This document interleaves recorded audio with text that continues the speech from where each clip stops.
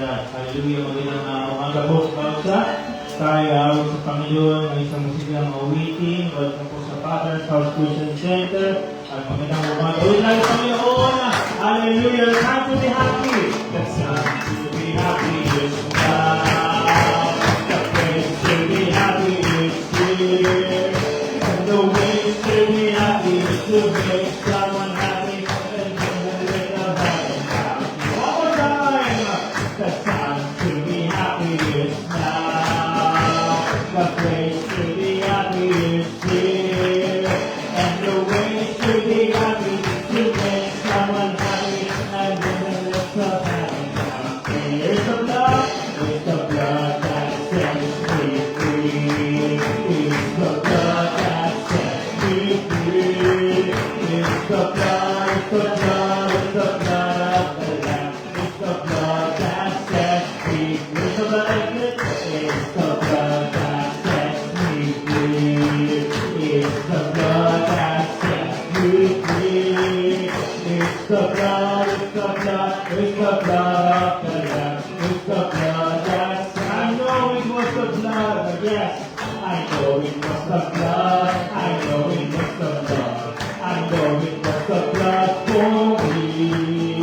One day when I was lost, He died upon the cross. I know it was the blood for me. One more time. I know it was the blood. I know it was the blood. I know it was the blood for me.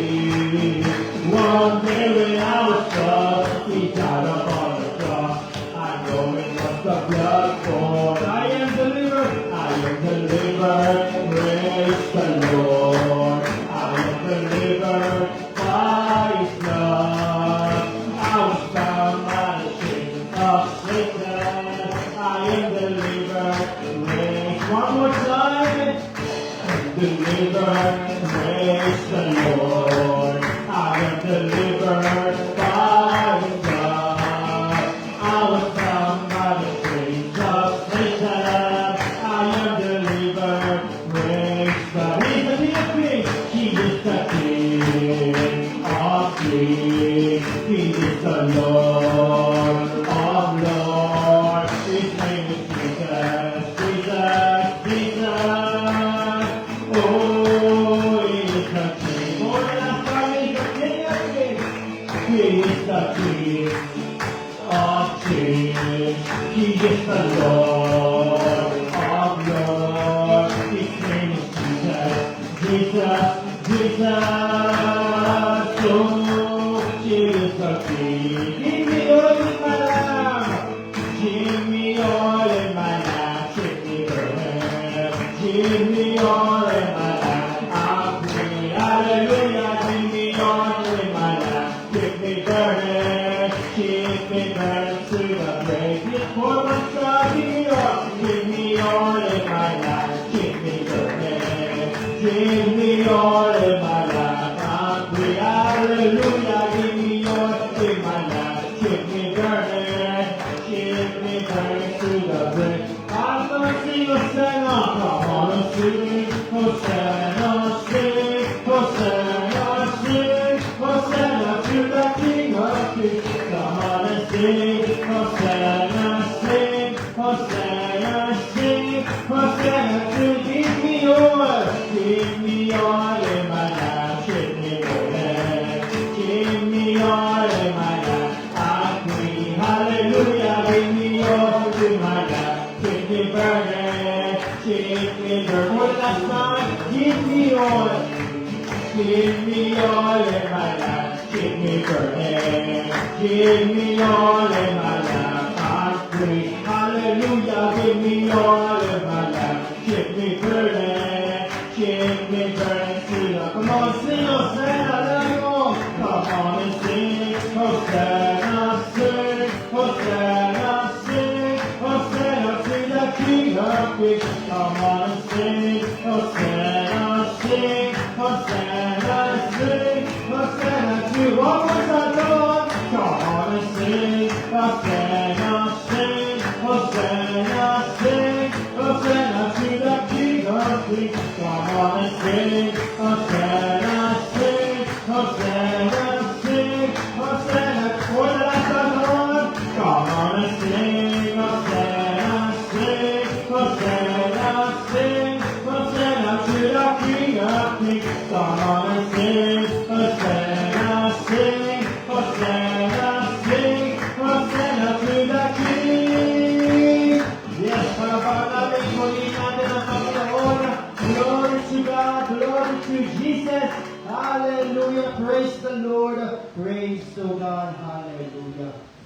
Kahit wala rin gusto tayo, huwag na natin Panginoon ng malumanay na uwitin. Praise God, pili tayo sa presensya ng ating Diyos. Lord, si God. Siya goodness of God.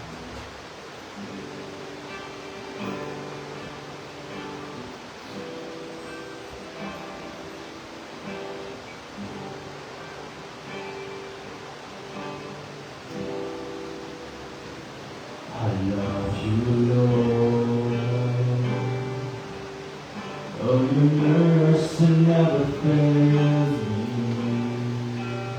In all my days, I've been held in your hand.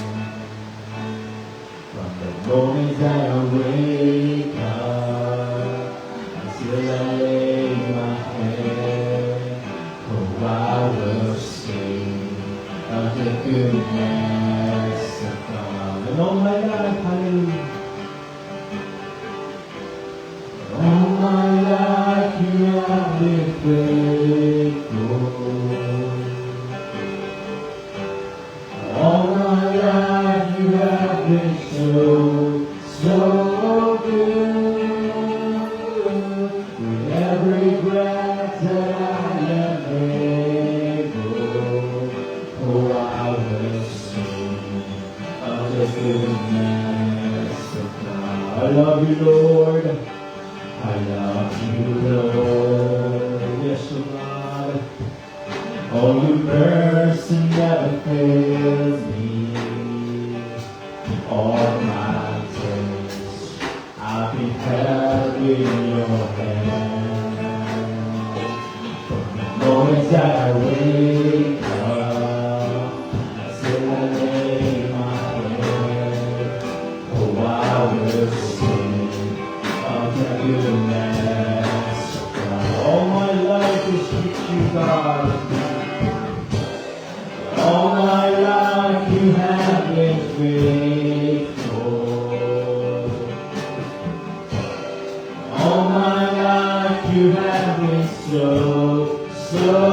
good. With every breath that I am able, oh, I will sing of the goodness of God. I love your voice, O Lord. I love your voice. Yes. You have led me through the fire and the darkest night.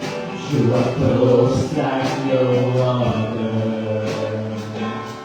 I know you as a father. I know you as a friend. And I have learned the goodness of God. All my life, hallelujah. All my life you have been faithful.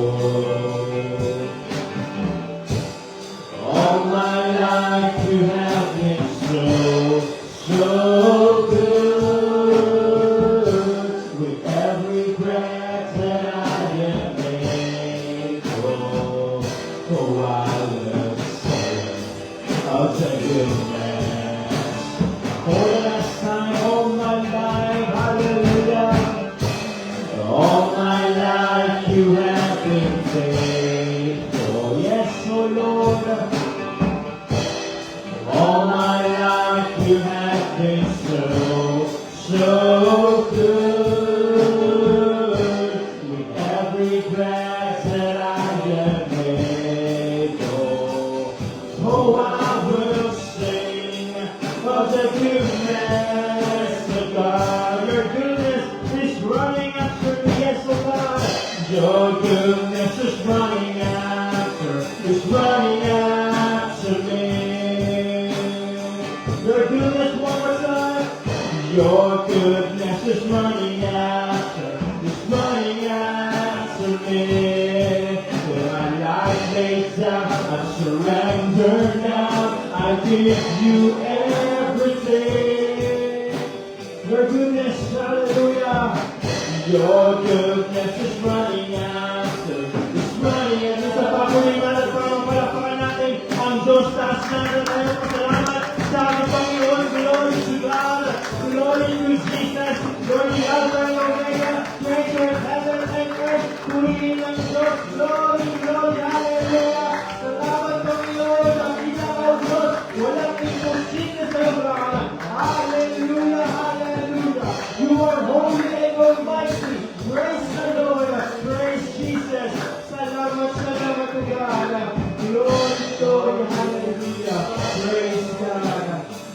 Hallelujah. Gawin tayo, Panginoon. All my life, hallelujah. All my life you have been faithful. All my life you have been so good. All the regrets that I have able, oh, I will sing of the goodness of God. And all my life, one more time.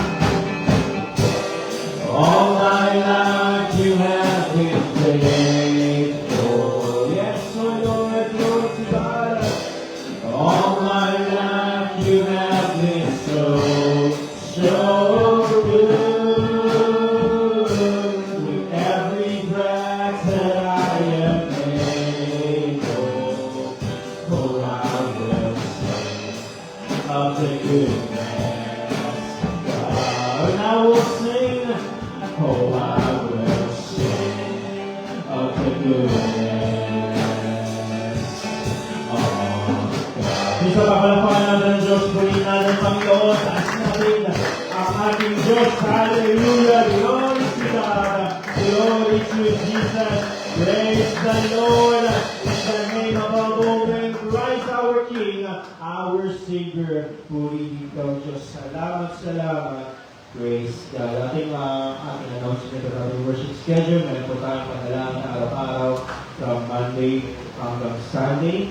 Ang ating morning devotion, morning prayer natin naman sa ating Sunday school para sa pagtuturo at pag-aaral sa salita ng Panginoon. Darating 10 a.m.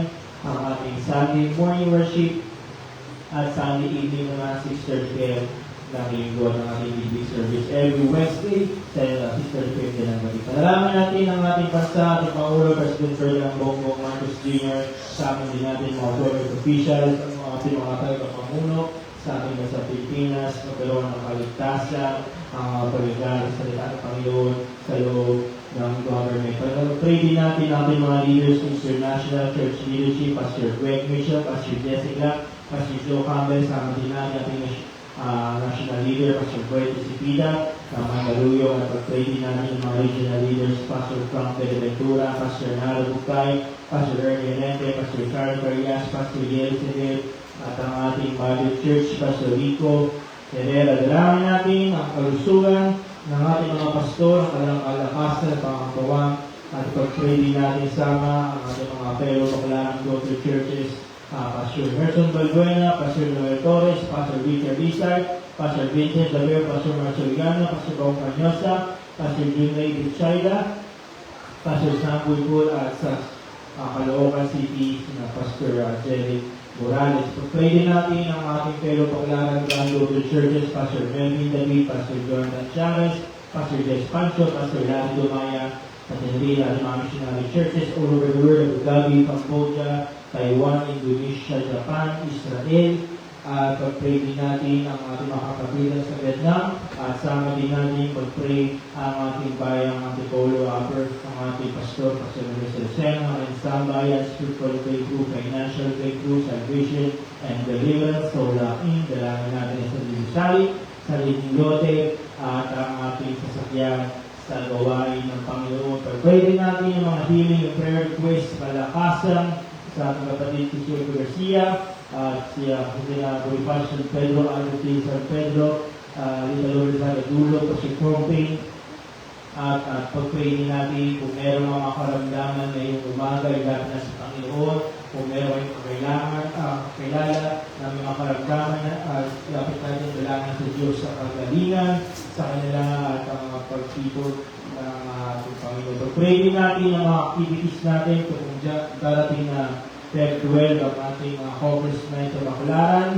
at sa kinabukasan ng Youth Fellowship sa Baclaran, Feb 13 at ating Regional Conference, Feb 16 hanggang 20, at ang ating Jubilee Service itong buwan ng Pebrero, at Feb 27 sa Friday po ito, at impact din natin sa susunod na buwan, March 21, at sa susunod na buwan, ang buwan ng Abril, ang ating Harvester Homecoming sa Baklaran. Praise God. Sa makaragdag na pabalita na kung meron na nakalimutan ng ating pastor, ang magugulat. Hallelujah. Baka tayo dumako pa sa pagbibigay, kaya tayo na nanalangin. Pero bago tayo nanalangin sa mga natin ang Brother Atong, ay tayo pupuri. Ask natin ang Panginoon. Palakpakan natin, purihin natin ang Diyos. Praise the Lord. Glory to God. Glory to Jesus. Hallelujah. Hallelujah. Praise the Lord. Glory, glory, glory. Yes, O Lord, malasala po Panginoon God sa pagkakang araw na po ito. Ang dalangin pa rin Panginoon God, tulungan ng bansa namin Panginoon makakilala sa inyo God. Pagbuwas kayo ng mga kaluluwa Panginoon God, tulungan nyo God.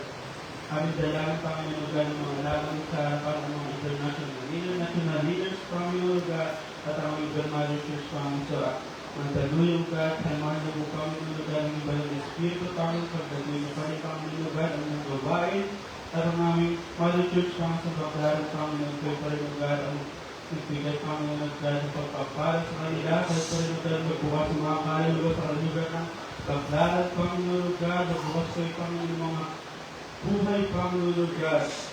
Kami dalangin ni Panginoon God ng mga karamdaman ang ilalapit sa inyo Panginoon God, iunin po God ang inyong mapagpalang kamay pagalingin po sila kayo ibalik po God ang kanilang mga kalakasan Panginoon God at ang magbabahagi ng inyong salita Panginoon God sa malapusan ng iba ng Espiritu God. Pahigan niyo po sa Panginoon God ng iba na nangis God. Kayo pa rin Panginoon God ang magbukasan ng isipan God ang mga puso Panginoon God.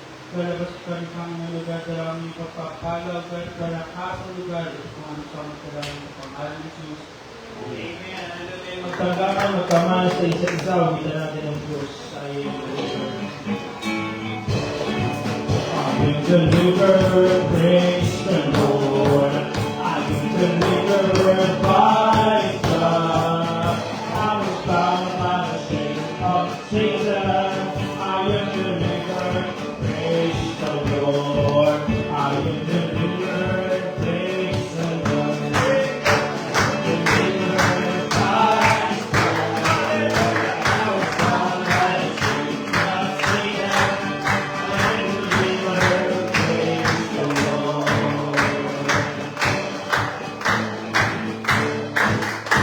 Praise God. Isang magandang umaga po sa inyo lahat. Ako na makasama sa kawan natin Panginoon. Okay. So, nabanggit na halos lahat ng ating activities sa buwan na ito o sa darating na mag-isang buwan nito at mag-isa darating na Marso. Okay, so panalangin natin. So, yung April, sa April sa 2, hanggang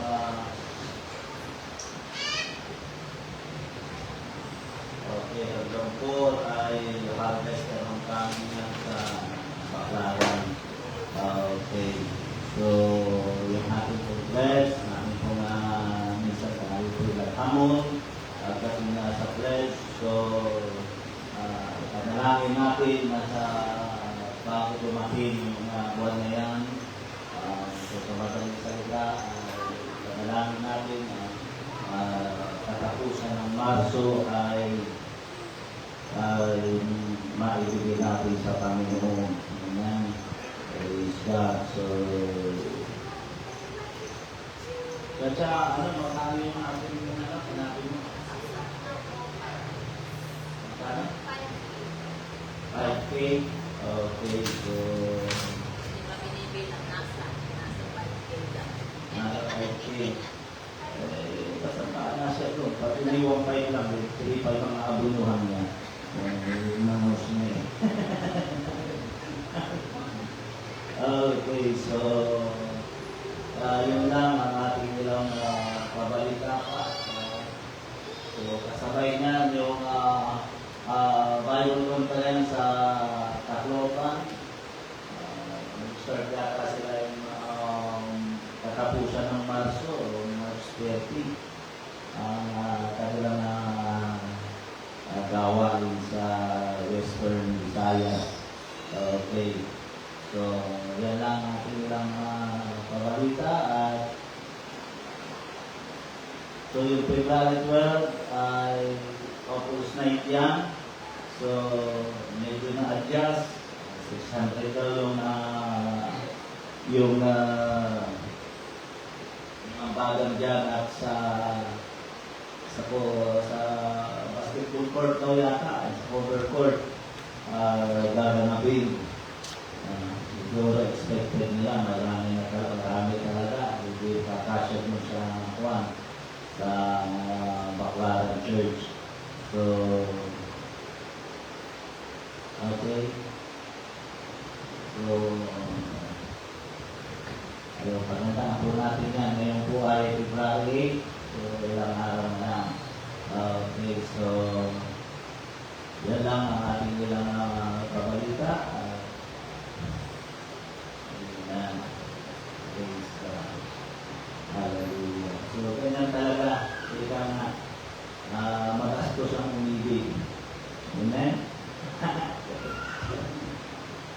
So, nagustuhan ko yung sinabi ko, nakita ko doon, yung namas ni Epinos ni Report, ang pag-ibig daw, ang love daw ay hindi matusumpungan sa February 14. Matusumpungan daw ay sa John 3:16.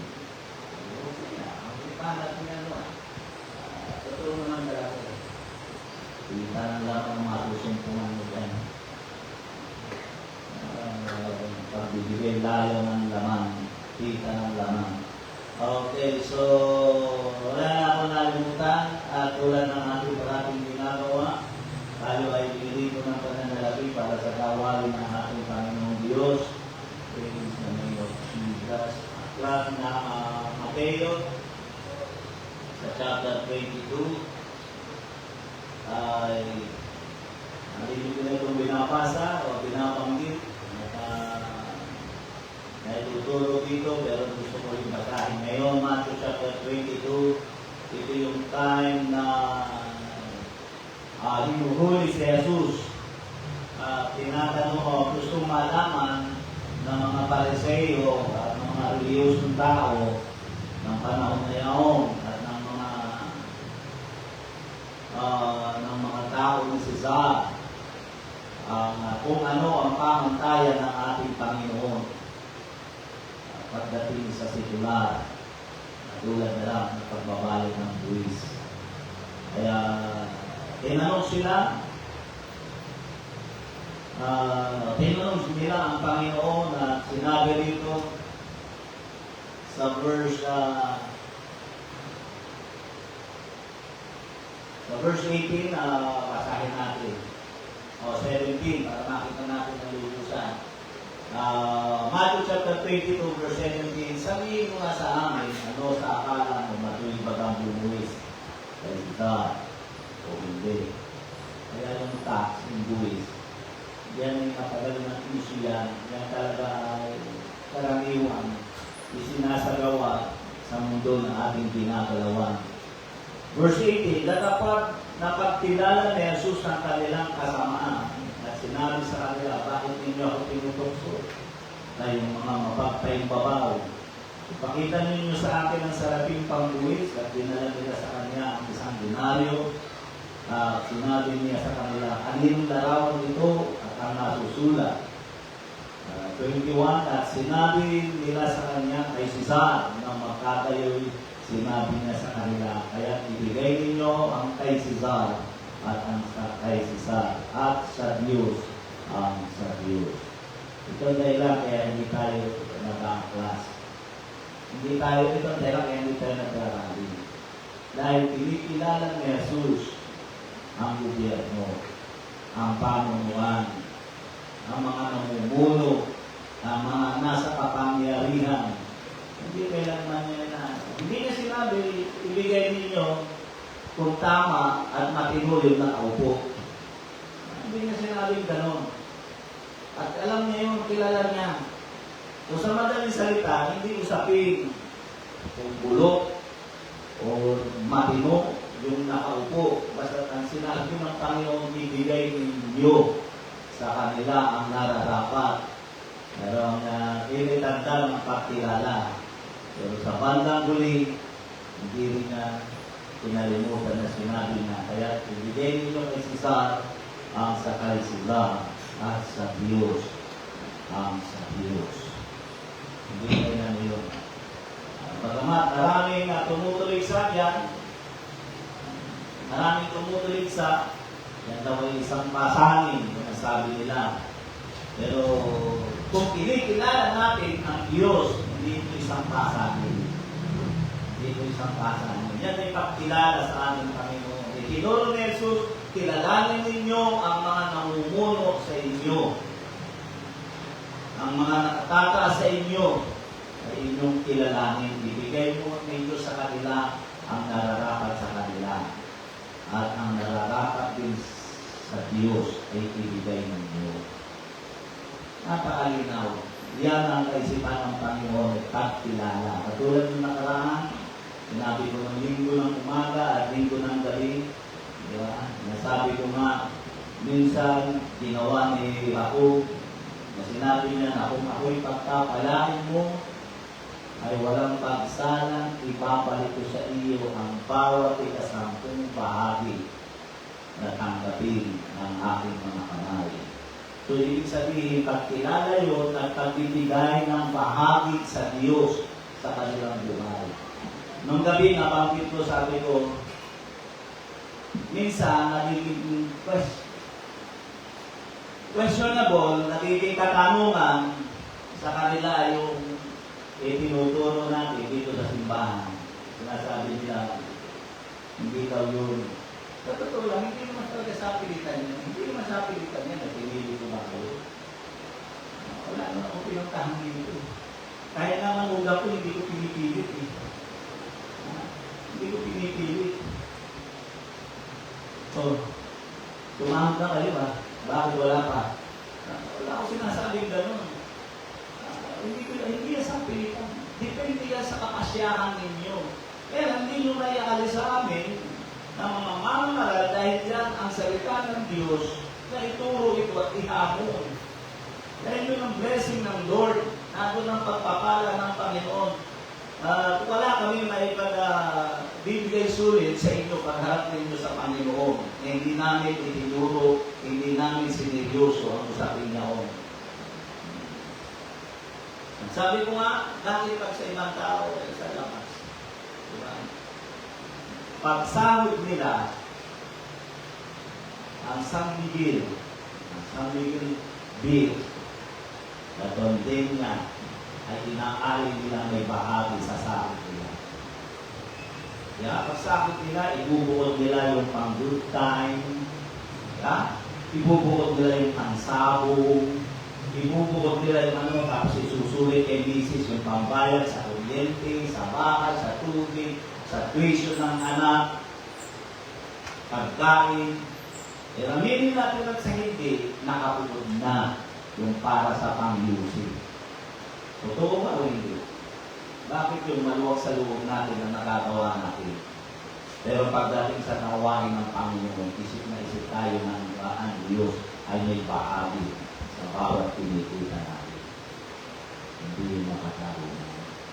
So, ginagawa natin ito, yan ay tanda ng pagkilala. Hindi sabihin ng Panginoon, kilalanin nyo ang namumuno sa inyo at kilalanin nyo rin ang Diyos. Ang pinag-uusapan doon ay pananalapit. So, ang ginagawa natin ito ay tanda ng pagkilala. Okay, tayo dito ng pananalapit para sa tawain ng Panginoon. Oras na si Aaron, ang nag-iisang lalaki ng Antipolo. May mga ibang lalaki. Praise God, tayong manalangin sa Panginoon, nakila ang tapat ng Diyos na may likha ng langit at ng lupa. Ang dalangin ko po'y pagpalain mo po, Panginoon, ang iyong mga anak. Bless mo po sila at palawakin mo ang kanilang pagkakilala sa iyo, dakilang Diyos, at i-bless mo ang buhay nila ayon sa kanilang pagkakilala sa iyo.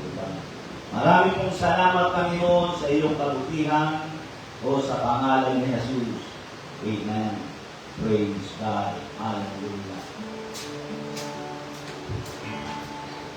I've been delivered. Praise the Lord.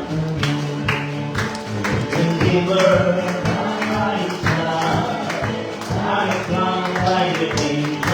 Satan, I've been delivered. Praise the Lord. One more time. I've been delivered. Praise the Lord. I've been delivered by His blood. I was bound by the chains of Satan. I've been delivered. Praise the Lord. Yes. Praise God. Praise God. Si George Henry Lewis ay nagsalita po ng ganito. Salamat nga pala muna sa mga manod ko. Pagpalain kayo ng ating Panginoon Jesus. Si George Henry Lewis ay nagsalita ng ganito, insincerity is always weakness. Sincerity, even in error, is strength. Strength. Ito yung sabi niya. So, ang ibig sabihin na dito yung katapatan o kaya sinceridad. Sincerity, katapatan, isa po kasi ang kahulugan niya. Ito daw ay parating kahinaan ng tao. Yung kawalan ng sinceridad. At yung sinceridad naman daw, kahit maging sa aspeto ng kamalian ay nagiging kalakasan. Ito pa tayo salita. Kung may kita ni George Henry Lewis na sinceridad ay napakalaga. Sinabi naman ito si Mencius, sincerity is the way to heaven. Ito naman, kinauulit-ulit ko dito, walang ang pagpasok sa langit ay hindi pakikipagsapalaran. Pag nagising ka, nasa langit ka, salamat. Pero pag nagising ka, nasa impyerno ka, malas mo. Kapag nanatili kayo sa ganyang kaisipan, pinapahamak niyo ang kaluluwa niyo. Sincerity is the way to heaven. Ang sinceridad po ay napakahalaga. Yan po ang daan sa pagpasok sa langit. Walang hindi seryoso na papasok ng langit. Nung mga nakaraan ay nag-usap ako patungkol sa nasabi ko na ang pagsasaliksik ay napakahalaga para ikaw ay pumasok sa langit. At ngayon naman ay ito sa mga inibigyan ko ng pansin yung sinceridad. Kung babalikan natin ang panahon na si Jesus ay nabubuhay dito sa ibabaw ng mundo, bakit naging kabilang ng mga apostol si Judas? Alam natin si Judas. Alam natin kung sino si Judas, yan nagkanulo sa ating Panginoon. Pero bakit naging kabilang ng mga apostol si Judas? Kaya tanong sabihin natin, hindi mo po pwede sabihin, hindi siya nakabilang. Kabilang siya, in-appoint siya ng Panginoon. Ibig ba sabihin nagkamali si Jesus nang ibilang siya sa mga apostol? Ako'y naniniwala, minsan si Judas ay naging seryoso sa pagsunod sa Panginoon. Yan ang mga katotohanan mo. Minsan naging seryoso siya sa pagsunod sa Panginoon. Dahil kahit gusto ni Jesus, kung ayaw niyang maging seryoso, hindi siya mapapabilang sa mga apostol. Pag lagi siyang wala, asa si Judas. Kaya yun po, manginis ka. Hindi siya mapapabilang. So sa madaling salita, hindi nagkamali si Jesus. Minsan si Judas ay naging seryoso sa buhay niya. Kaya in-appoint siya bilang pang-12 sa mga apostol. Kaya ibig ko sabihin dito, kung meron lang tayong dapat i-maintain sa buhay natin, ito ay ang pagiging sincere. Alagaan mo yung pagiging sincere mo. Dami ko nang nakita, wala lang ako'y dumating dito 2017. Ang dami ko nang nakita naging seryoso. Ang problema, hindi inalagaan. Pinagkatiwalaan ko sila, tumayuki ko sila sa unahan, nahakal sila sa labas, nagpatuto sila, tumugtog sila, naging bahagi sila ng banda, minsan nagkaroon ng banda ang fellowship na ito. Pero asa na sila? Hindi nila na-maintain yung sinceridad. Walang pinagkagawa kay Judas. Hindi ko na sinasabi sila yung mga Judas. Hindi ko sabihin, tulad lang ni Judas, hindi na na-maintain yung sinceridad sa buhay. Kaya ulitin ko, kung meron man tayong dapat i-maintain, ito yung pagiging sincere. Sabi pa rin ni George Henry Lewis, sincerity is moral truth. Wala ang moral. Ang taong hindi seryoso ay walang moral. Nakibukas kayo sa atin sa Matthew chapter 15, verse 22 to 28. Matthew chapter 15, verse 22 to 28. At narito ang isang babaeng Kananea, ibig sabihin Kananea, hindi lang Hudyo. Yan yung unang nanirahan sa Jerusalem. Yan yung mga bayan na, yan yung mga tao pinalabas ng Panginoon sa bansa, sa bayan ng Kanaan. Hindi sila mga Hudyo, sila yung mga hindi ng babaeng ito. At narito ang isang babaeng Kananea na lumabas sa mga hangganang yaon at nagsisigaw na nagsasabi, "Pahabagan mo ako, O Panginoon, ikaw na anak ni David, ang aking anak na babae pinahihirapang lubha ng isang demonyo." Datapot siya hindi sumagot ng anumang salita sa kanya. At nilapitan siya ng kanyang mga alagad at siya'y pinamanhikan na nagsasabi, "Paalisin mo siya sapagkat nagsisisigaw siya sa aking kulihan." Praise God.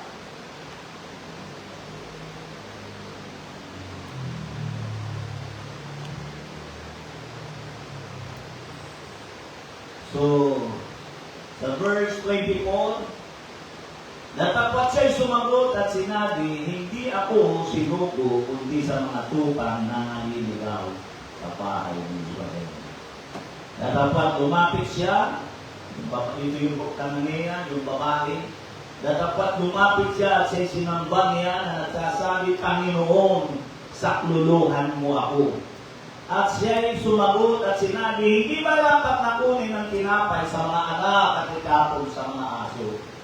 Datapot sinabi niya, "Oo, Panginoon, sapagkat ang mga aso man ay nagsisikain ng mga mumo na nangalalaglag mula sa dulang ng kanilang mga Panginoon."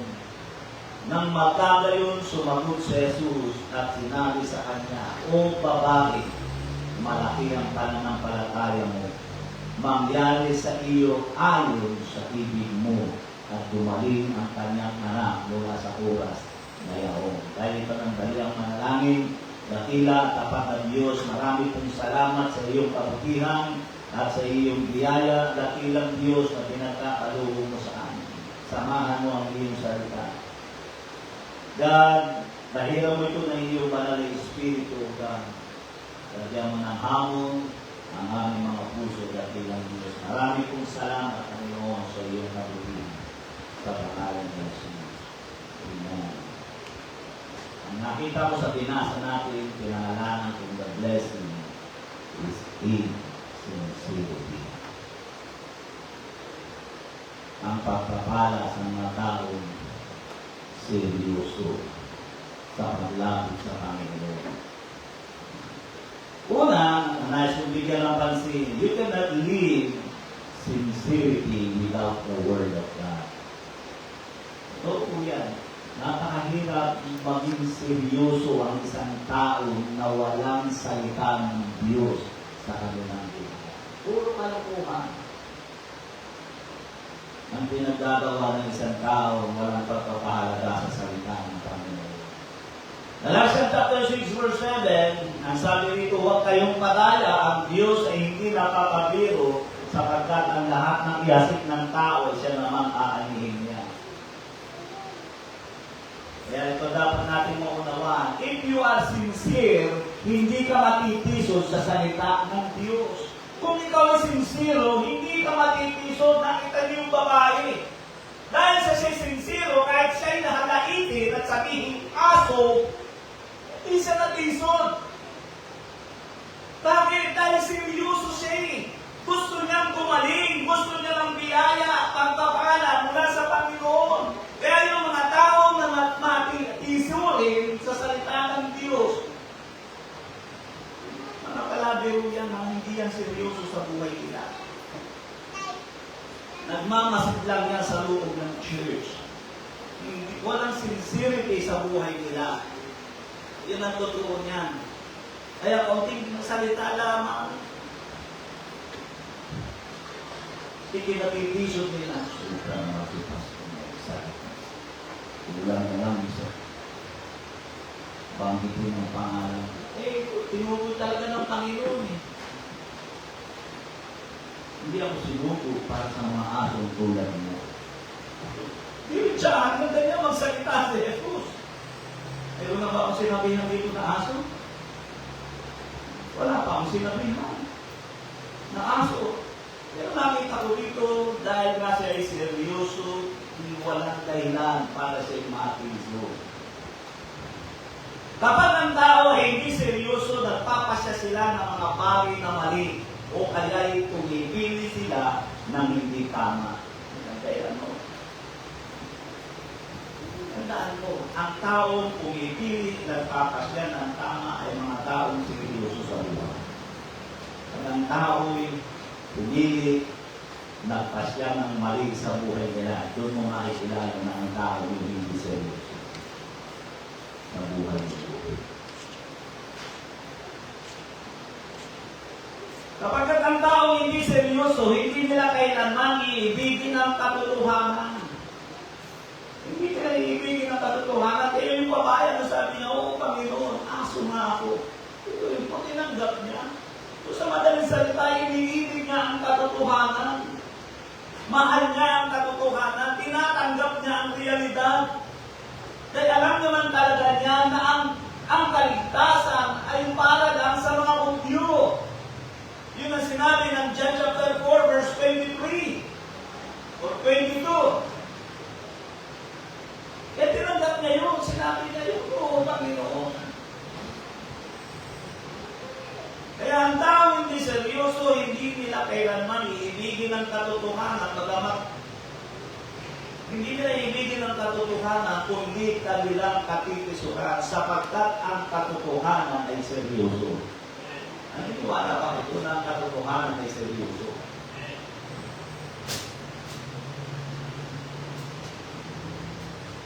Kapag walang kaseryosohan sa isang tao, ibig sabihin niya, walang katotohanan sa kanya. Balikan natin ang kasaysayan, panahon ng Panginoon, hiningi ng mga Hudyo ang kalayaan ni Barabas. Diba? Alam natin yan. Hiningi ng mga Hudyo ang kalayaan ni Barabas, hindi dahil sa kaibigan nila si Barabas, o di kaya ay iniibig nila ito. Hinangad nila ang kalayaan ni Barabas dahil namumuhi sila sa katotohanan. At ang katotohanan ay si Jesus. Yun ang dahilan nila.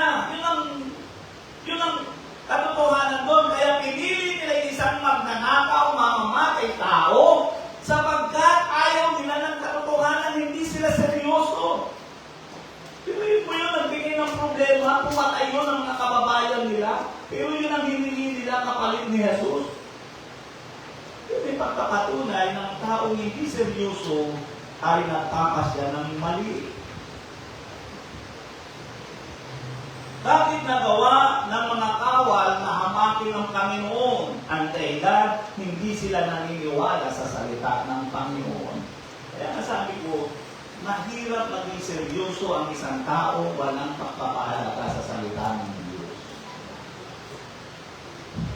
Matthew chapter 27 verse 29. Ang sabi rito, at sila'y nagkama-kama ng isang putong na tinik at ipinutong sa kanyang ulo at inilagay sa kanang kamay niya ang isang tambo at sila'y nagsiluhod sa harap niya at siya'y kanilang niliba na nagsisipagsabi magalak, hari ng mga Hudyo. Wala naman kasi isuman yung ginagawa nila yun, nanluloko sila eh. Ang sabi rito, and mock him, saying, "Hail, King of the Jews." Hindi mo kasi makikita doon sa Tagalog eh. Doon sa masabi doon, niluloko nila. Binibiro nila, iniinsulto nila ang Panginoon. Bakit nila nagawa yun? Dahil ayaw nila ng salita ng Diyos. Kaya imposible ang tao'y maging seryoso na walang pagpapahalaga sa salita ng Diyos.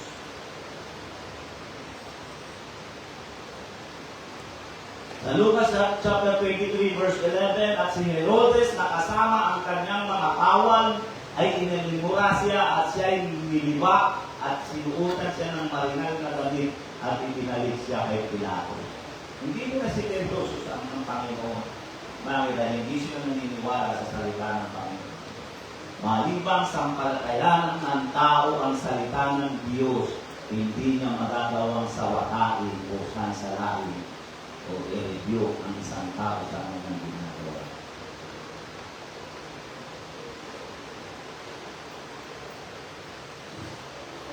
Kaya, ang pananampalataya, ang sincerity ay pananampalataya. Ganun yun. Kung wala kang pananampalataya, hindi ka magiging seryoso. Kaya ang walang pananampalataya ay unsincere. Yan ang totoo niya. Pag hindi seryoso ang isang tao, walang pananampalataya yan. At kapag hindi ka seryoso, wala kang pananampalataya, ibig sabihin, hindi mo magagawang sawatain o salasalagin ng isang tao sa kanyang ginagawa. Nakikita natin yung halimbawa na ito sa lalaki nakapako sa ibabaw ng krus. Yung isa, hindi seryoso. Yung pangalawa, seryoso. Ano sabi ng isa? Kung ikaw ang anak ng Diyos. Diba? Ang bibiro yun. Iligtas mo ang sarili mo. Idaway mo na ako. Pati kami. Diba? Kawalan ng kaseryosuhan, kawalan ng pananampalataya. Kaya ang pananampalataya at pagiging seryoso, hindi ang pwedeng maghiwalay. Dahil ang ibig sabihin ng pagiging sincere ay pananampalataya.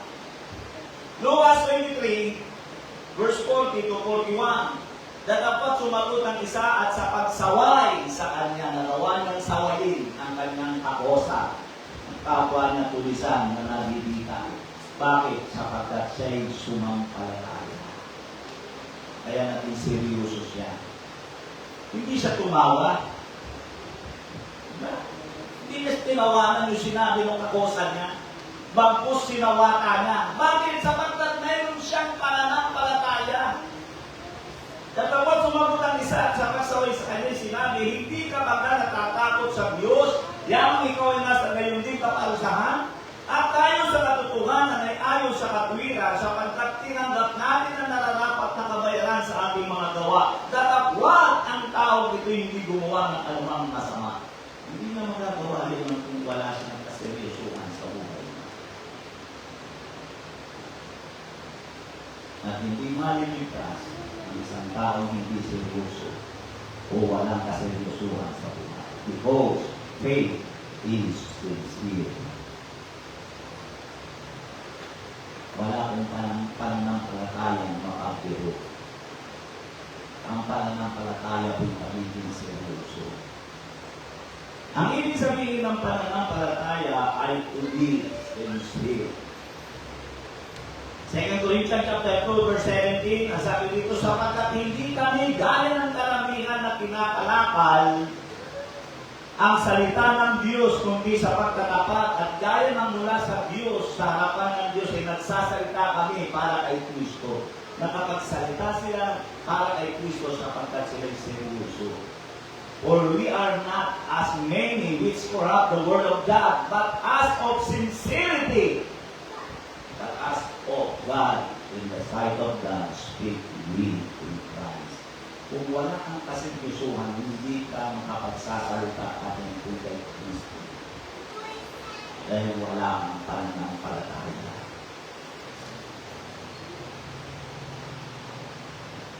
Sabi naman dito sa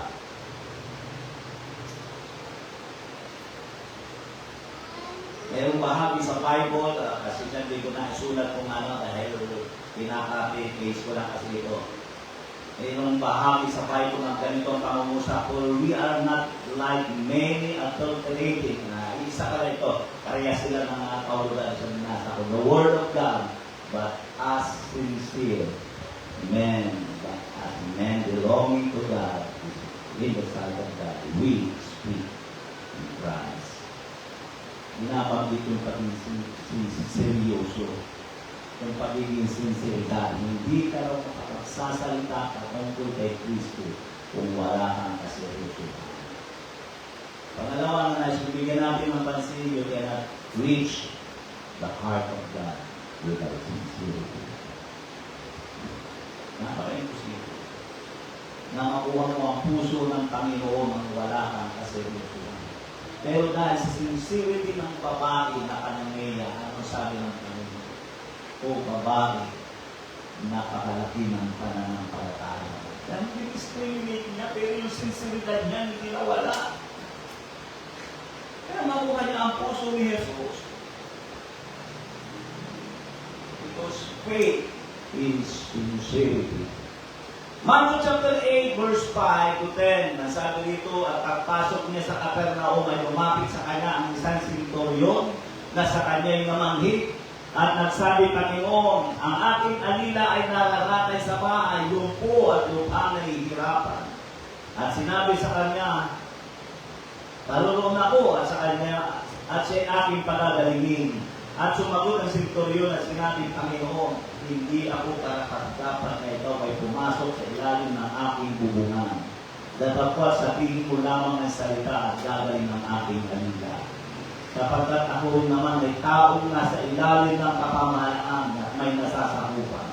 Akong mga kawal at sinasabi ko rito, yumaon ka at siya yumayaon at sa isa halika at siya yumalapit.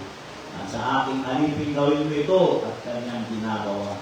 Nang marinig ito ni Jesus ay nagtakasya at sinabi sa nagsisunod. Katotohanan sinasabi ko sa inyo na kahit sa Israel man hindi ako nakasampo ng ganito kalaking pananampalataya. Nakuha ng senturyon ng puso ng Panginoon dahil sa aming sinceridad. Sabi ko, Panginoon, hindi na kailangan na pumasok ka sa bubong ng aking bahay. Sabihin ko lang ang salita at gagaling ang aking pagkakas. Sa Matthew chapter 8, verse 1 to 3, ito yung kasunod nung binasa natin, ito yung nauna, Matthew chapter 8, verse 1 to 3. At nang siya bumaba mula sa bundok ay sinundan siya ng lumang maraming tao. At narito lumapit sa kanya ang isang kitongin at siya'y sinamba na nagsasabi, Panginoon, kung ibig mo ay maaaring malinis mo ako. Iniunan niya ang kanyang kamay at siya'y pinito na nagsasabi, ibig ko malinis ka. At pagkakay nalinis ang kanyang keto. Seryoso yung totoo. Kaya nasabi niya, Panginoon, kung ibigin mo lang, pwede mo akong pagkakalin. Kanawa niyo yung katotohanan sa binamasa natin. Idinagdag ko yung babaeng dalanita na alipin ng asawa ni Kapitan na 2 Kings chapter 5 verse 3. At sinabi niya sa kanyang babaeng Panginoon, Manawa ang aking Panginoon ay humarap sa propeta na nasa Samaria. Kung magkagayoy, pagagalingin niya siya sa kanyang keto. Alam niyo, nakikita ko dito, sa kabila ng mga pangyayari sa kanyang buhay, na nagpili siyang seryoso sa kanyang Diyos. That is true. Kaya nga kung wala kang pananampalataya, hindi ka po pwede maging seryoso. Kaya nakakaalam ng background ng babae ito. Siya ay mula sa lahi ng mga Hudyo, lahi ni Abraham. Pero dumating ang taga-Syria o Assyria, ang sabi dito, kinugkog yung bayan ng babaeng ito. Kinutugtog siyempre, binabagsak yung bayan. Papatayin mo yung mga tao ron. Sinasabi yun, maaaring yung kanyang mga kapatid, binaasa, mga awal yung kapitan na ama, sinulog yung bayan nila, tapos kinuha siya at kinalipin. Masakit yun eh. Kung sa iba-iba siguro, hindi na siya magiging seryoso dahil isipin na pinabayaan mo kami. Anong pagkukulang namin sa inyo? Bakit pinabayaan mo kami? Bakit narito ako ngayon?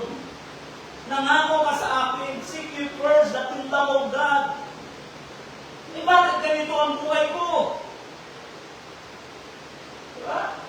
Pero nakita ko ito, nagawa pa niyang ipagmalaki ang kanyang Diyos sa kanyang amo nang malipit sa kanya, pumatay ng kanyang pamilya at sambahayan. Nakukuha niyo ba yung kaseryosuhan ng dalagita? Mapait ang kanyang pinagdaanan sa buhay niya, pero yung kaseryosuhan sa buhay niya hindi na tinag. Dahil kasi kapag seryoso ka, pagmamalaki mo ang Diyos na pinaglilingkuran mo.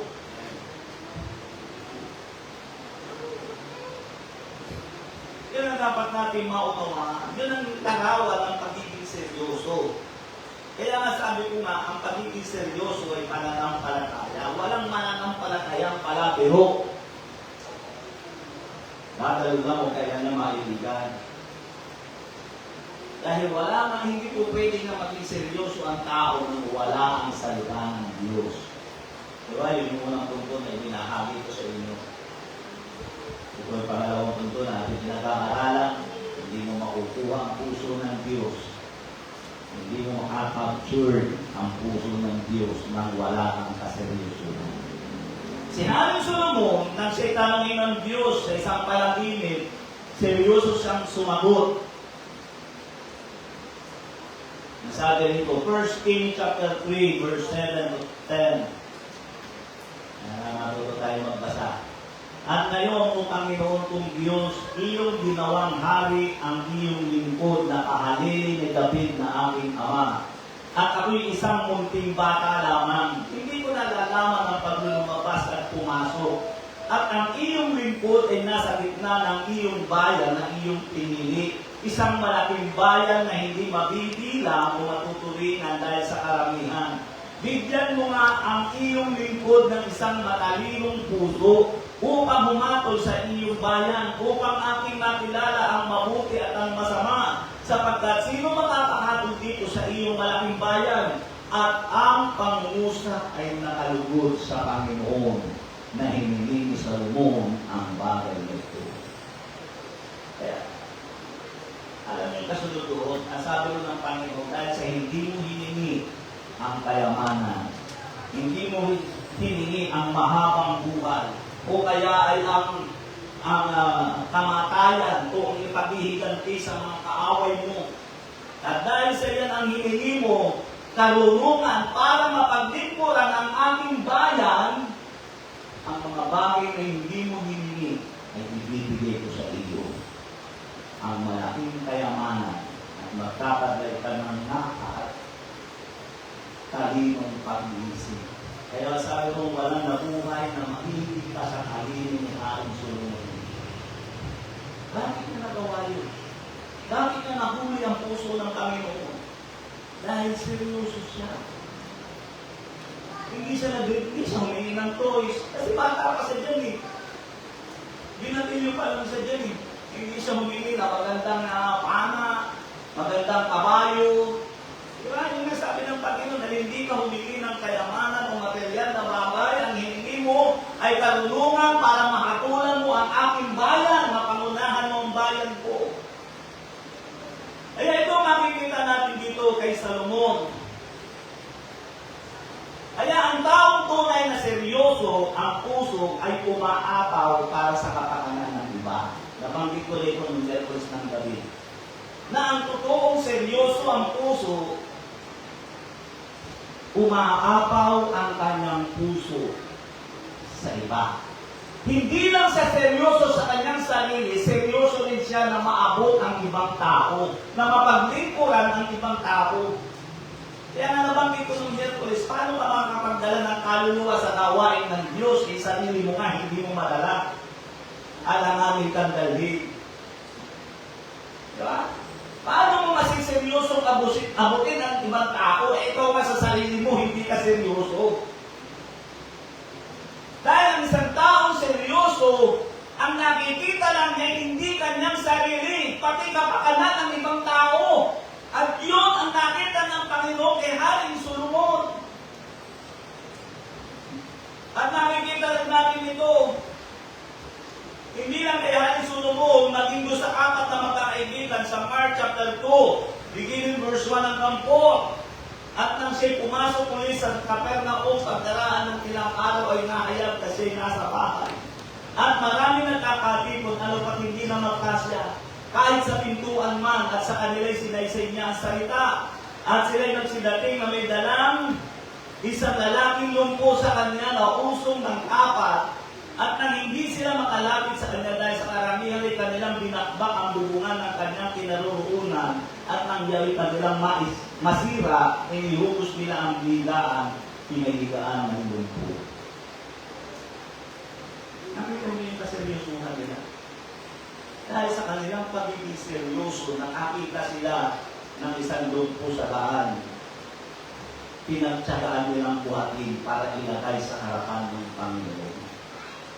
Para madala sa harapan ng Panginoon. Para pagpalain ng ating Panginoon. Kaya ang taong seryoso, ang puso sa paglilingkod sa Diyos, hindi lang yung makikita ang kaseryosuhan sa puso niya, sa buhay niya, umaapaw ito patungo sa ibang tao.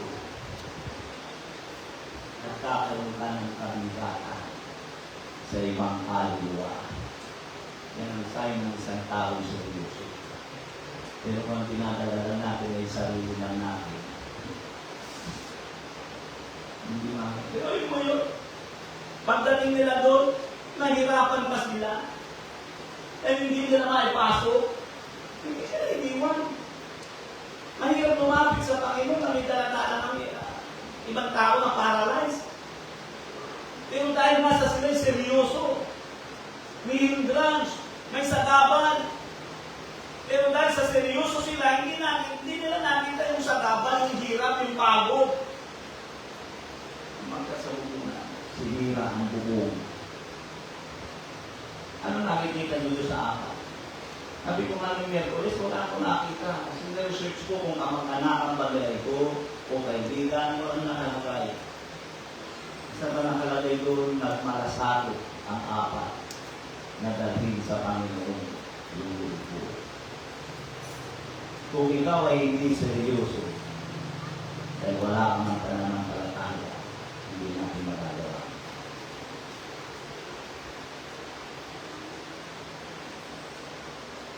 Family, dito ako magkakapos. The blessing is in sincerity. Ang pagpapala.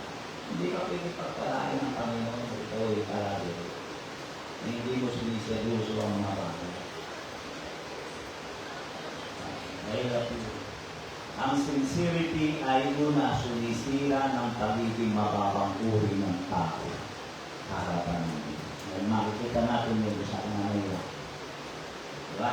Sinabi ng Panginoon yung katotohanan. Hindi ko pwedeng ibigay ang pinakal sa aso. Sa madaling salita, mababa ang uri ng kanyang buhay sa harapan ng Diyos. Pero nakuha na ang puso ng Panginoon. Nasabihin na, "Oo, Panginoon, ako may aso." Pero ang aso'y umaasa sa mumo na nalalaglag sa kanyang Panginoon. Ang sumpa ay nawawala, nasisira sa pamamagitan ng sincerity. Ako niya, sino nakakaranas dito na meron sila ng pamilya nila may sumpa? Pag umaabot ng 40 na mga tayo, nakita ko ng ganyan. Merong sumpa, yung sumpa yung galis sa wala. Sumpa lang, totoo yan. May eksema. Nakakita ko ng ganyan eh. Ay, hindi ko na lang babanggitin kung sino. May nakita ko ng ganyan. Ay, ko, matanda sa akin, sabi ko, review lang ko na yan. Yung sa amin ko lang, nakita ko ng matanda. Alam mo, hindi nga ko na yan. Kung ano ang gamit ang ginawa ko. Hindi mo wala. Nawawala ka, sumabalik ulit. Ito na sumpahin eh. nila lang kasi hindi nila unawa sincerity sa harapan ng Diyos ay sumisira ng pagiging mababang uri ng tao. Pangalawa, ang sincerity ay nagbubukas upang ang Panginoon ay magpatawad. Diba? Kaya ito sa Mark chapter 2 verse 5, ano sabi doon? At pagkakita ni Jesus ng kanilang pananampalataya ay sinabi sa lumpo, anak, ipinatatawad ng iyong kasalanan. Magkatapos nila sirain yung bubong, iluhugos nila yung lumpo sa harapan ng Panginoon. Hindi sinabi ng Panginoon, ano, nahirapan ka ba? Kayo, nahirapan ba kayo dyan? Ang hirap ano? Hindi ka naman sinabi ng Panginoon. Dahil sasabi mo nang makita ng Panginoon ang kanilang pananampalataya. Ano ang pananampalataya? Sinseridad. So, ibig sabihin doon, nang makita ng Panginoon ang kanilang sinseridad, ay sinabi ng Panginoon, anak, pinatatawad ang iyong kasalanan. Kaya ang kasalanan, hindi yung basta-basta napapatawa na, o mga pamanalangin ka ng 5 Panginoong Maria, 5 Ama namin. Yung mga kumpisa-kumpisa na sinasabi, wala namang kaseryosuhan. Di ba? Magkukumpisal. Paglabas ng kumpisalan, kung nakakali lang yung manok doon sa sulok ng simbahan, dadamputin ko eh, diretso sa sabungan. Oo. Ako, ano ba yun? Walang kaseryosuhan. Pero ito, nakita natin dito, nang masabi nito, pagkakita ni Jesus ng kanilang pananampalataya, sinabi sa lumpo, anak, ipinatatawad ang iyong kasalanan. Isa pang bagay, ang sincerity ay nagbibigay ng pagkakataon upang patunayan ng Panginoon ang kanyang kapangyarihan. Dahil mayroong napakaseryosong 4 na kalalakihan na gawa niyang sabihin yun, anak, pinatatawad ang iyong kasalanan.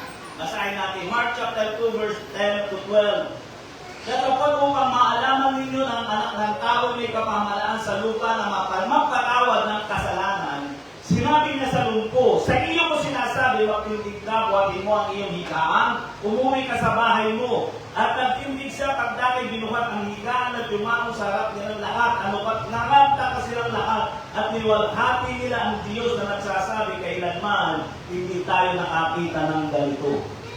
Nang patawagin ng Panginoon yung lalaking lumpo, may natisod ng mga iglesia ko sa sulok. Nasabi niya, sino ang taong ito? Walang sino mang makapagpapatawad kundi ang Diyos.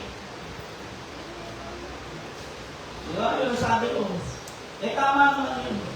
Ang nakapagpapatawad talaga ay Diyos. Kaya lang, hindi nila kasi paniwalaan na si Jesus ay Diyos. Kaya sinabi nila, ang tao ito'y namumusog. Pero dahil sa mayroong seryoso, nagawang patunayan ni Jesus. Di ba? Para patunayan ko sa inyo na ang anak ng tao ay may kapangyarihang magpatawad ng kasalanan. Sa iyo ko sinasabi, buhatin mo ang higaan mo at umuwi ka sa inyo. Bumaling nagtaka silang lahat. Pati yung bumabati ko sa personalidad ng Panginoon. Halos sumalaglag ang mata. Ang ibig kong puntuhin ay paano kung walang seryosong naglalaro. Wala siyang patutunayan. Kaya kung gusto mo may patunayan ng Diyos sa buhay mo, maging seryoso ka pa.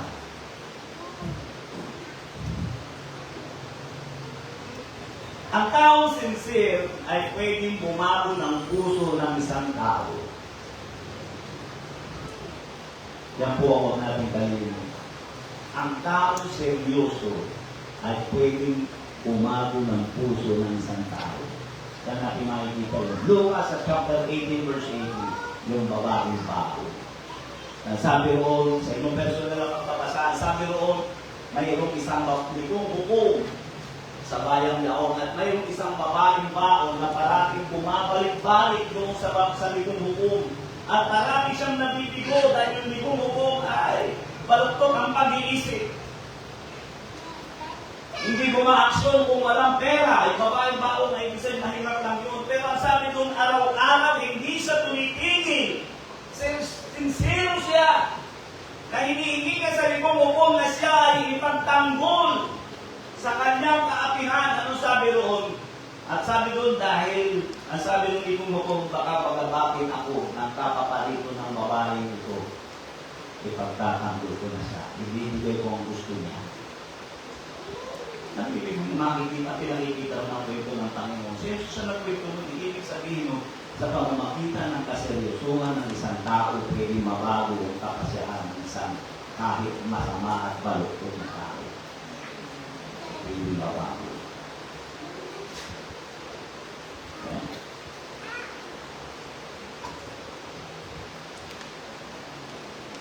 Yung daganan, nabago niya yung kapasyahan ko.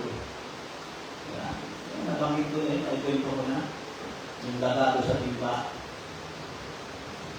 Sa akin, ginawa, ang lumagdat na. At dako ng tubig.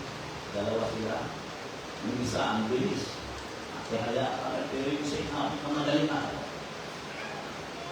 Ang kapasyahan ko talaga, lulupi ko talaga. Pero dahil nakita ko yung sinisirit niya sa buhay niya, nakahulitas. Meron din yung kapatiran sa Tayanas, Sir Lisa. Yan ang nagwagay pa rin. Lagi dumadalo sa Diyos. Hindi niya alam, Sister Salome, yung kapitbahay nila, lagi nakapag sa bintana. Lalabas na mga Sister Lisa. Tapos balik, punta na siya.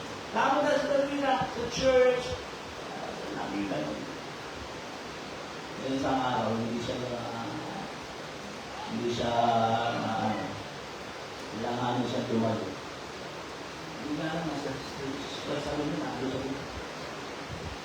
Sister, ano na, may tempi na. Hindi ko madami doon. Ayun na rin sa patutuo ng babae, sa napahiya siya. Hindi, natuloko, naalis ko na itong nililinis ko na kasi walang magwawalis dito. Yung ginawa niya, nagbihis. Pero ang balang niya daw talaga, sa gabi na lang kung nasa lagay ko, parang nagbihis. Pagkabas niya, pagbihis, nakita niya sa salon niya, sa labas na pagbihis na rin. Pwede ba ako sumama? Kung wala ka sumama, tara! Doon, naligtas yun. Hanggang sa mamatay siya, hanggang siya na patay na kasi. Sabi sa yata, buhay ka. Pero sa salon niya, ano yung nga ako na? Talaga sa ano, baka mamaya ay patay na nga. Alam ko patay na talaga. So, pinapala ng Diyos yun. Sa Diyos yung tao. Alam niyo kung saan sa pinapala ng Panginoon. Wala siyang trabaho. Stroke yung asawa niya. Alam mo ginawa niya? Namumulot siya ng mga buti-buti na plastic. Daladagan niya yung usako. Tapos nung sabi niya, tinakawanan siya ng mga kaklase niya. Oy, alam niyo, pati ba naman yung pinatulad mo? Hindi po niya. Basta nakita siya ng chip. Pinahiram siya ng puhunan. Hindi ko lang kung kumuha siya ng kaunting maliit na stakan niya ng ano. Hanggang sa yung maliit na naging isang malaking jump shop. Isa yun, mayaman din doon sa namatay na siya, pero yung jump shop niya, ginaan ng mga anak niya. Ganyan yun, pag napuntaan na Dayapas yung makikita mo bago pumasok ng kabayanan, yung poblasyon, yung malaking jump shop dito. Yung malalaking bahay doon sa anak na yun. Pero dati ang mga bahay ng mga yun, mga butas-butas lang, sa bahay. So nakuha niyo dito sa dito. Pag seryoso ka, kung ang tayo parang hindi ka pagpalaga ng Diyos. Kaya ang taong sinisiro ay pwedeng bumago ng puso ng isang tao at gumawa ng tama. Sa aking pagtatapos, ang tinaguriang the rich young ruler sa Bible, ganito yung istorya. Lucas 18:18, verse 24. Lucas 18, verse 18 to 24. At tinanong siya ng isang pinuno na sinabi, makuling guro, anong gagawin ko? Tamang wala hanggang buhay. Sinabi sa kanya na Jesus, bakit mo ako tinatawag na mabuti? Walang mabuti kundi ang Diyos lamang. Talastas mo ang mga utos, huwag kang maalunya, huwag kang pumatay, huwag kang magnakaw, huwag kang sumaksi sa katotohanan. Igalang mo ang iyong ama at ina. At sinabi niya, ginanap ko ang lahat ng mga bagay na ito, huwag pas aking pagkabata. At nang marinig ito ni Jesus, ay sinabi niya sa kanya, isang bagay pa ang kulang sa iyo, ipagbilin mo ang lahat mong tinatangkilik at ipamahagi mo sa mga dukha. Magkakaroon ka ng kayamanan sa langit at pumarito ka, sumunod ka sa akin. Datapwat nang marinig niya ang mga bagay na ito, siya'y namanglaw na lupa sapagkat siya'y totoong malaman. At sa pagmamasid sa kanya ni Jesus ay sinabi, pagkahirap na makapasok sa kaharian ng Diyos ang mga kayamanan. Seryoso siya na maligtas. Pero mas seryoso siya sa pera. Yan ang tinatakot niya. Kaya nga nasunod niya, yung kautosan huwag mong igalang mo ang iyong ama't ina, huwag kang magsangaka, huwag mong iimputin ang pag-aali ng iyong ng ibang tao. Ang sabi na, nasunod niya ang Panginoon mula sa aking kabataan. Ang sabi ng Panginoon, isa na lang ang kulang sa iyo, maging seryoso ka sa pagsunod sa akin. Ipagpilin mo, pamahagi mo ang lahat ng kayaman at sunod. Bumuko siya at tumaligid sa harapan ng Panginoon dahil mas seryoso siya sa material na bagay. Mas seryoso siya sa kayamanan. Saan naroon ang kaseryoso sa material na bagay? Sa kayamanan. Saan ka mas sinisip? Iyon natin ang ating mga ulo. Nangusap ako sa isang simple kaya ang pangangusap. Praise God. The blessing is in sincerity. Ang pagpapala sa sinceridad. Ayun na atin tumayo.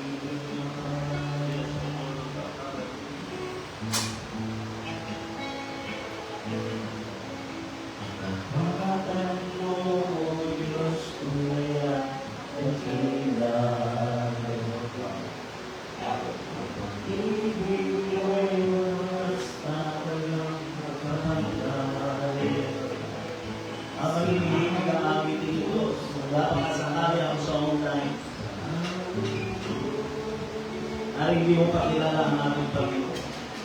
Hindi ka seryoso, lalo ka sa ganito mo sa akin. At kung sa Panginoon, hindi mo siniseryoso. At ikaw ang makapagpapatunay kung ano ang takbo ng buhay mo. Kung ano ang kakaliwan mo. Kung ikaw yan, alam mo magulo ang buhay mo. Marami kang problema. Gusto mo maranasan kung tunay pa na mayroong Diyos, hindi mo maranasan yun. Hanggang hindi ka nagiging seryoso, paalagaan mo ang salita ng Diyos. Dahil wala akong nakitang taong naging seryoso na hindi pinapahalagahan ang salita ng Diyos. Kapagka sincerity is faith. Ang sinceridad ay pananampalataya. Sa oras na ito, kung hindi mo pa natatanggap ang Panginoon, bilang Panginoon at tagapagligtas ng iyong buhay. Ito ang dapat mong gawin. Nananalangin ako ng isang pagtanggap. Ang tatanggapin mo hindi isang religion, hindi isang samahan, kundi ang ating Panginoon. Ikagay lamang kita, ulitin mo mga katagang ito, tuloy mo ito iyong sariling panalangin. Ulitin mo katagang ito, Panginoon, sa oras na ito. Inaamin ko po, walang kaseryosohan sa aking buhay. Lahat ay ginagawa kong laro, ginagawa kong biro. At ang bunga noon, pagkaalipin sa kasalanan. Pero salamat, Panginoon, sa iyong salita. Ang dalangin ko, natawarin mo ako sa aking mga kasalanan at pagkukulang. At sa oras na ito, nagpapasya ako na tanggapin kita bilang aking Panginoon at tagapagligtas ng aking buhay. Binubuksan ko ang aking puso, inaanyayaan kita pumasok, maghari sa buhay. Sa pinakasentro ng aking buhay. Isulat mo rin ang aking pangalan sa aklat ng buhay upang sa iyong muling pagbabalik, makasama mo ako doon sa buhay noon. Maraming salamat, Panginoon, sa iyong kabutihan, sa pagpapalawan, sa pangalan ng Jesus. Amen. So, ang pag-uwi ko ang kalawagan sa oras na ito bukas ang oras. Ang kaseryosuhan ay nakapagpapalala sa isang tao mula sa kasalanan. Ito dapat natin maunawaan. Praise the name of Jesus. Hallelujah. Maraming salamat sa iyong kapulihan ko. Maraming salamat sa iyong biyaya at tira ko sa mga bagay na hindi ko kayang ipaus. Hindi ko kayang ipahayag ikaw ang mahusap sa iyong mga anak na tira Diyos. Lord of God, hallelujah, salamat Panginoon sa iyong biyaya at pagmamahal. God, bless mo iyong mga anak. Mangusap ka sa kanilang buhay na tinatawag. Nakakapalain mo pagmamahal sa Lord. Lord, O God, tulungan mo niya. Gaganan mo niya. O, bugin mo ang puso niya na tinatawag. Lord, O God, in the name of Jesus. God, maraming salamat sa iyong kapugihan. God, pagpalain mo niya. Mangusap ka sa buhay ng tao. Pagpalain mo mga tao ng kanilang Diyos. Lord, bless mo ang buhay nila. Pagpalain mo tanawin mo lahat ng kanilang mga kailangan. Pagpalain mo ang magagatilang Diyos sa kanyang murang kaisipan. Dahil simulan mo siya ng pananampalataya sa kanyang puso ng kanilang Diyos. Pagpalain mo ang kasama ng kanilang Diyos. Sa kanilang buhay. Oh, ilagay mo sila sa pinakatutog ng plano mo sa buhay nila. Maraming salamat, Panginoon, sa iyong kabukihan. Thank you, Jesus. Thank you, Lord.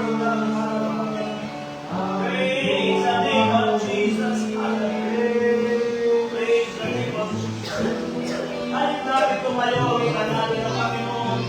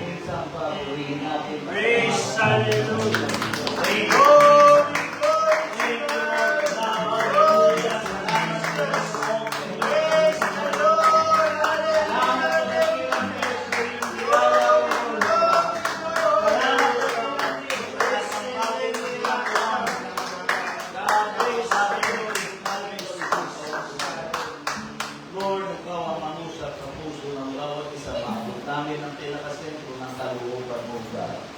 Maraming salamat, Panginoon, sa iyong kabutihan at sa iyong biyaya, O God, sa pangalan ni Jesus. Amen. Praise God.